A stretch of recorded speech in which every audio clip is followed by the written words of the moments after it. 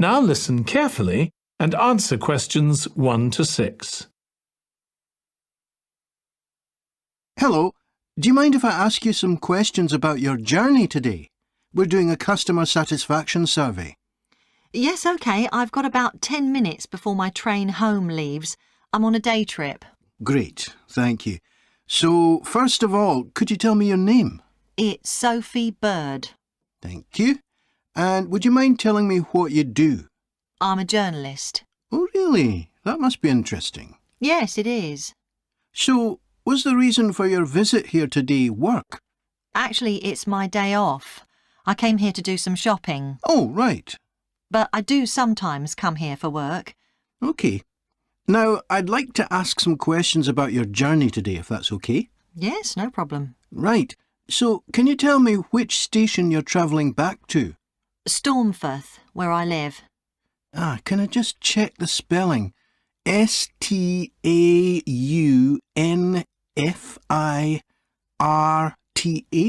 That's right. And you travelled from there this morning? Yes. OK, good. Next, can I ask what kind of ticket you bought? I assume it wasn't a season ticket as you don't travel every day. That's right. No, I just got a normal return ticket. I don't have a rail card, so I didn't get any discount. I keep meaning to get one because it's a lot cheaper. Yes, you'd have saved 20% on your ticket today. So you paid the full price for your ticket? I paid £23.70. OK. Do you think that's good value for money? Not really. I think it's too much for a journey that only takes 45 minutes. Yes, that's one of the main complaints we get. So you didn't buy your ticket in advance? No. I know it's cheaper if you buy a week in advance, but I didn't know I was coming then. I know. You can't always plan ahead. So, did you buy it this morning? No, it was yesterday. Right. And do you usually buy your tickets at the station? Well, I do usually, but the ticket office closes early and I hate using ticket machines. I think ticket offices should be open for longer hours. There's always a queue for the machines and they're often out of order. A lot of customers are saying the same thing. So, to answer your question, I got an e-ticket online. Before you hear the rest of the conversation, you have some time to look at questions 7 to 10.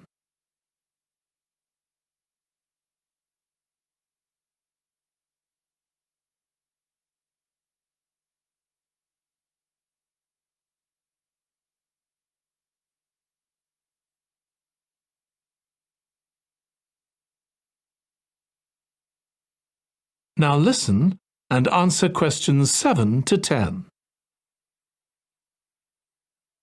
OK, thank you. Now, I'd like to ask you about your satisfaction with your journey. So what would you say you were most satisfied with today? Well, I like the Wi-Fi on the train. It's improved a lot. It makes it easier for me to work if I want to. That's the first time today anyone's mentioned that.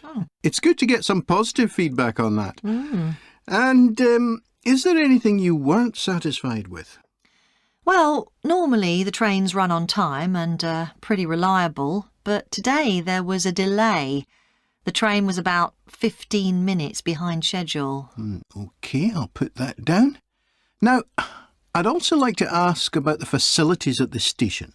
You've probably noticed that the whole station's been upgraded. What are you most satisfied with? I think the best thing is that they've improved the amount of information about train times, etc. that's given to passengers. It's much clearer. Before, there was only one board and I couldn't always see it properly, which was frustrating. That's good. And is there anything you're not satisfied with? Let's see. I think things have generally improved a lot. The trains are much more modern and I like the new cafe. But one thing is that there aren't enough places to sit down, especially on the platforms. OK. So I'll put seating down, shall I, as the thing you're least satisfied with? Yes, OK. Can I ask your opinion about some of the other facilities? We'd like feedback on whether people are satisfied, dissatisfied, or neither satisfied nor dissatisfied. OK. What about the parking at the station? Well, to be honest, I don't really have an opinion, as I never use it. So neither satisfied nor dissatisfied for that, then? Yes, I suppose so. OK, and what about the... That is the end of part 1. You now have 1 minute to check your answers to part 1.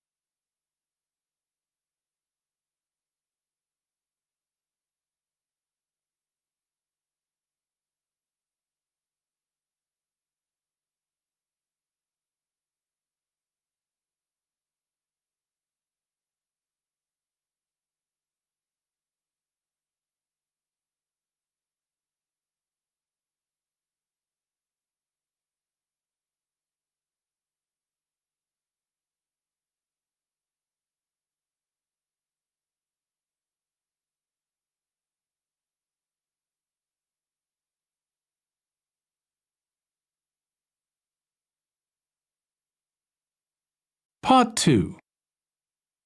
You will hear the chair of a committee on park facilities addressing her local town council about changes that have been made to the park. First, you have some time to look at questions 11 to 16.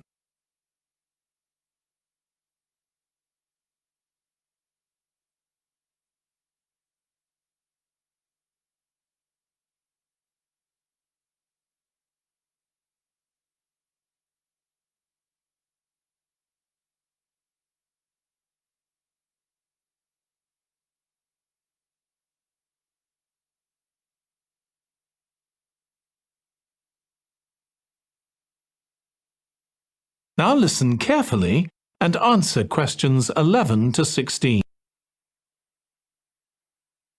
As chair of the Town Council Subcommittee on Park Facilities, I'd like to bring you up to date on some of the changes that have been made recently to the Croft Valley Park. So if you could just take a look at the map I handed out, let's begin with a general overview. So, the basic arrangement of the park hasn't changed. It still has 2 gates, north and south, and a lake in the middle. The cafe continues to serve an assortment of drinks and snacks, and is still in the same place, looking out over the lake and next to the old museum. We're hoping to change the location of the toilets and bring them nearer to the centre of the park, as they're a bit out of the way at present, near the adventure playground, in the corner of your map. The formal gardens have been replanted and should be at their best in a month or 2. They used to be behind the old museum, but we've now used the space near the south gate, between the park boundary and the path that goes past the lake towards the old museum.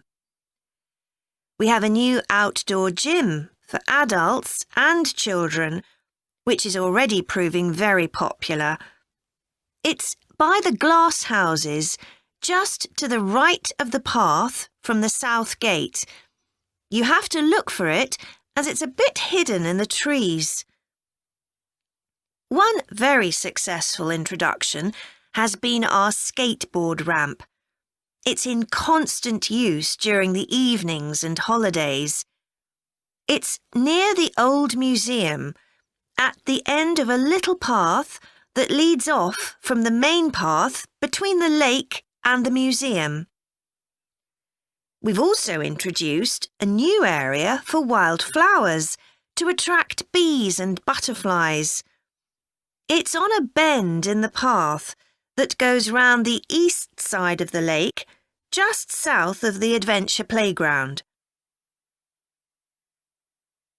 Before you hear the rest of the presentation, you have some time to look at questions 17 to 20.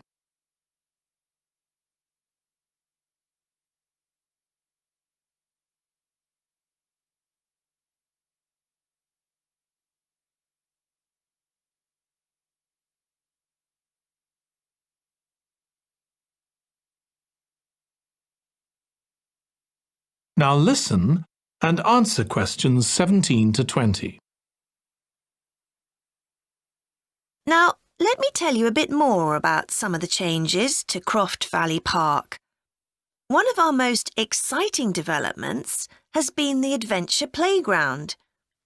We were aware that we had nowhere for children to let off steam and decided to use our available funds to set up a completely new facility in a large space to the north of the park. It's open year-round, though it closes early in the winter months, and entrance is completely free. Children can choose whatever activities they want to do, irrespective of their age. But we do ask adults not to leave them on their own there. There are plenty of seats where parents can relax and keep an eye on their children at the same time. Lastly, the glass houses. A huge amount of work has been done on them to repair the damage following the disastrous fire that recently destroyed their western side. Over £80,000 was spent on replacing the glass walls and the metal supports, as well as the plants that had been destroyed, although, unfortunately, the collection of tropical palm trees has proved too expensive to replace up to now. At present, the glass houses are open from 10 a.m. to 3 p.m. Mondays to Thursdays, and it's hoped to extend this to the weekends soon. We're grateful to all those who helped us by contributing their time and money to this achievement. The gardens have really been a... That is the end of part 2. You now have 30 seconds to check your answers to part 2.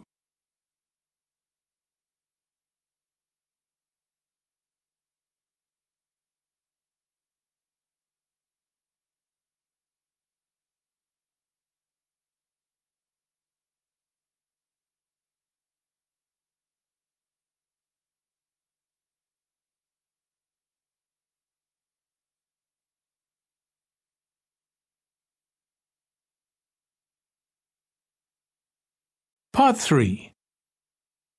You will hear 2 students of social history called Annie and Jack discussing their presentation about refrigeration.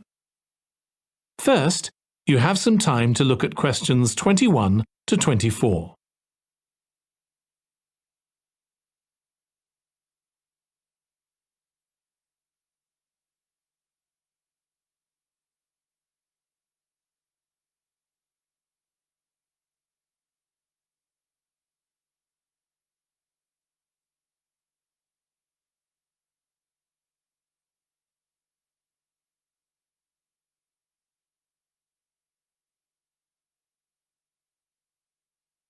Now listen carefully and answer questions 21 to 24. OK, Jack.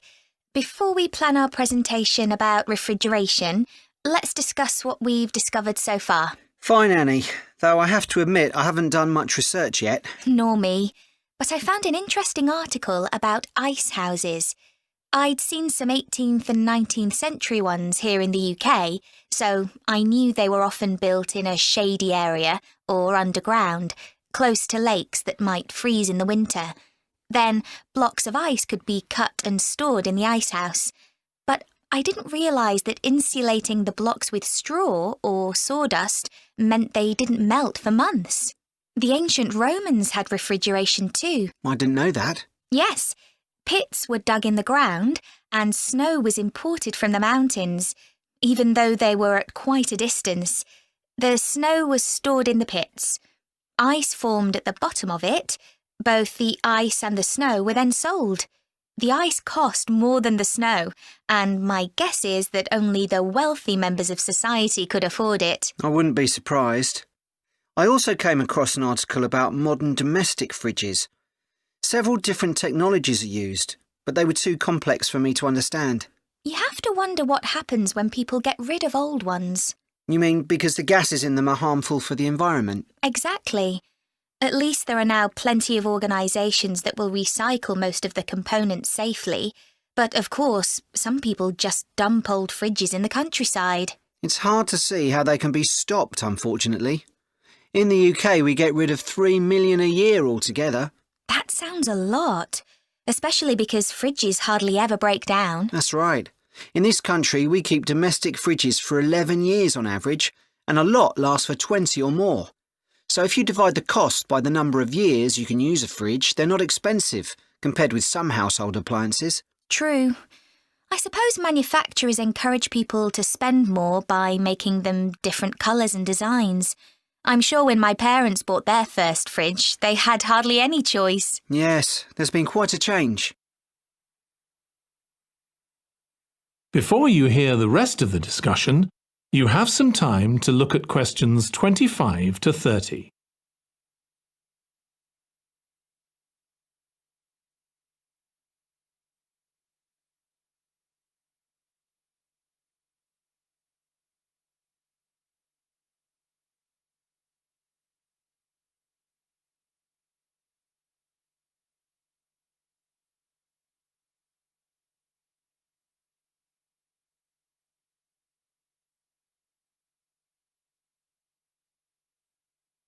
Now listen and answer questions 25 to 30.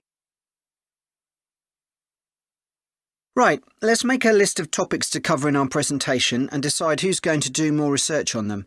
Then later we can get together and plan the next step. OK. How about starting with how useful refrigeration is and the range of goods that are refrigerated nowadays? Because, of course, it's not just food and drinks. No, I suppose flowers and medicines are refrigerated too. And computers. I could do that, unless you particularly want to. No, that's fine by me. What about the effects of refrigeration on people's health? After all, some of the chemicals used in the 19th century were pretty harmful, but there have been lots of benefits too, like always having access to fresh food. Do you fancy dealing with that? I'm not terribly keen, to be honest. Nor me. My mind just goes blank when I read anything about chemicals. Oh, all right then. I'll do you a favour. But you owe me, Jack. OK. What about the effects on food producers? Like farmers in poorer countries being able to export their produce to developed countries. Something for you, maybe? I don't mind. It should be quite interesting. I think we should also look at how refrigeration has helped whole cities. Like Las Vegas, which couldn't exist without refrigeration because it's in the middle of a desert. Right. I had a quick look at an economics book in the library that's got a chapter about this sort of thing. I could give you the title if you want to do this section. Not particularly, to be honest. I find economics books pretty heavy going as a rule. OK, leave it to me then. Thanks. Then there's transport and the difference that refrigerated trucks have made. I wouldn't mind having a go at that. Don't forget trains too. I read something about milk and butter being transported in refrigerated railroad cars in the USA right back in the 1840s. I hadn't thought of trains. Thanks. Shall we have a separate section on domestic fridges? After all, they're something everyone's familiar with. What about splitting it into two? You could investigate 19th and 20th century fridges, and I'll concentrate on what's available these days, and how manufacturers differentiate their products from those of their competitors. OK, that'd suit me. That is the end of part 3. You now have 30 seconds to check your answers to part 3.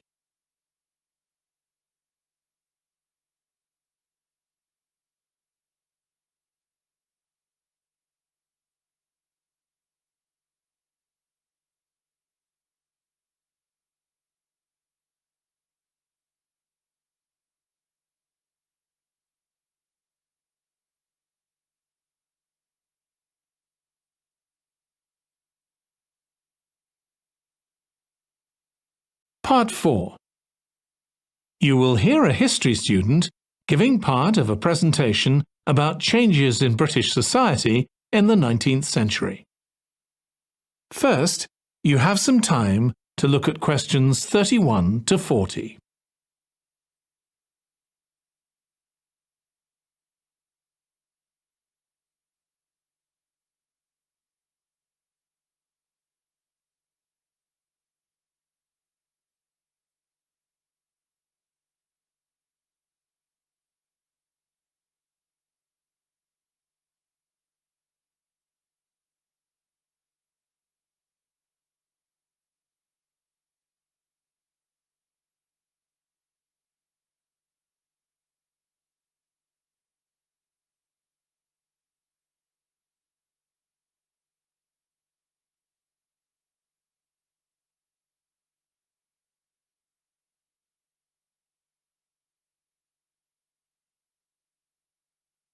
Now listen carefully and answer questions 31 to 40.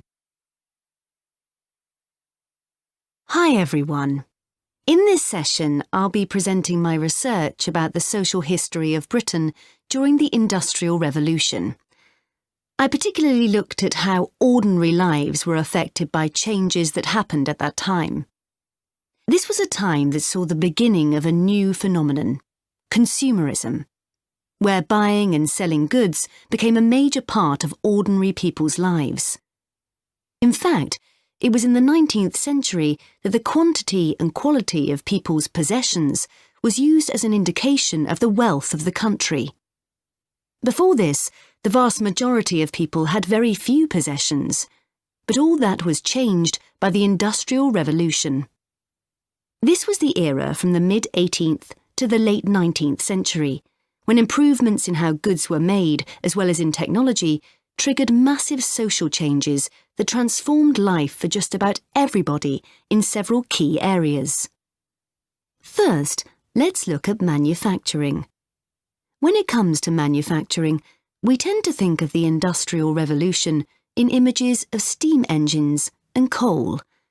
And it's true that the Industrial Revolution couldn't have taken place at all if it weren't for these new sources of power. They marked an important shift away from the traditional watermills and windmills that had dominated before this. The most advanced industry for much of the 19th century was textiles. This meant that fashionable fabrics and lace and ribbons were made available to everyone. Before the Industrial Revolution, most people made goods to sell in small workshops, often in their own homes. But enormous new machines were now being created that could produce the goods faster and on a larger scale, and these required a lot more space. So large factories were built, replacing the workshops and forcing workers to travel to work. In fact, large numbers of people migrated from villages into towns as a result.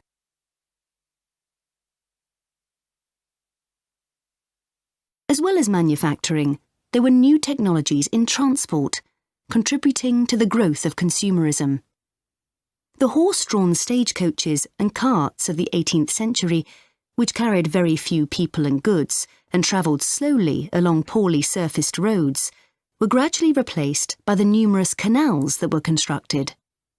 These were particularly important for the transportation of goods. The canals gradually fell out of use, though, as railways were developed, becoming the main way of moving goods and people from one end of the country to the other. And the goods they moved weren't just coal, iron, clothes, and so on.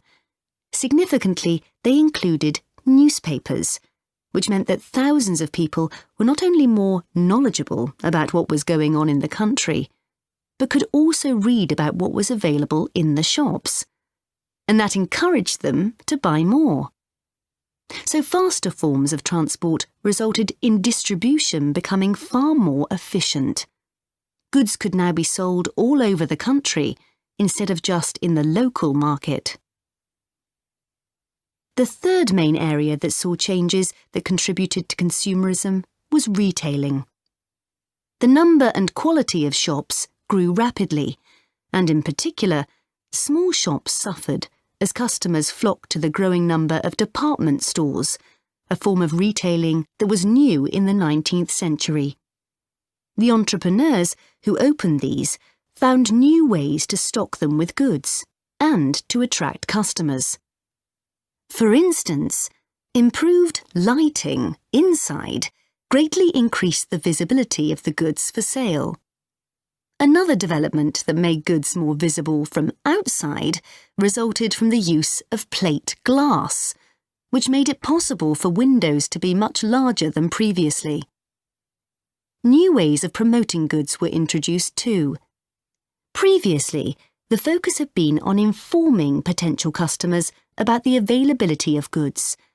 Now, there was an explosion in advertising trying to persuade people to go shopping. Flanders claims that one of the great effects of the Industrial Revolution was that it created choice. All sorts of things that had previously been luxuries, from sugar to cutlery, became conveniences, and before long they turned into necessities. Life without sugar or cutlery was unimaginable, rather like mobile phones these days. That is the end of Part 4. You now have 1 minute to check your answers to Part 4.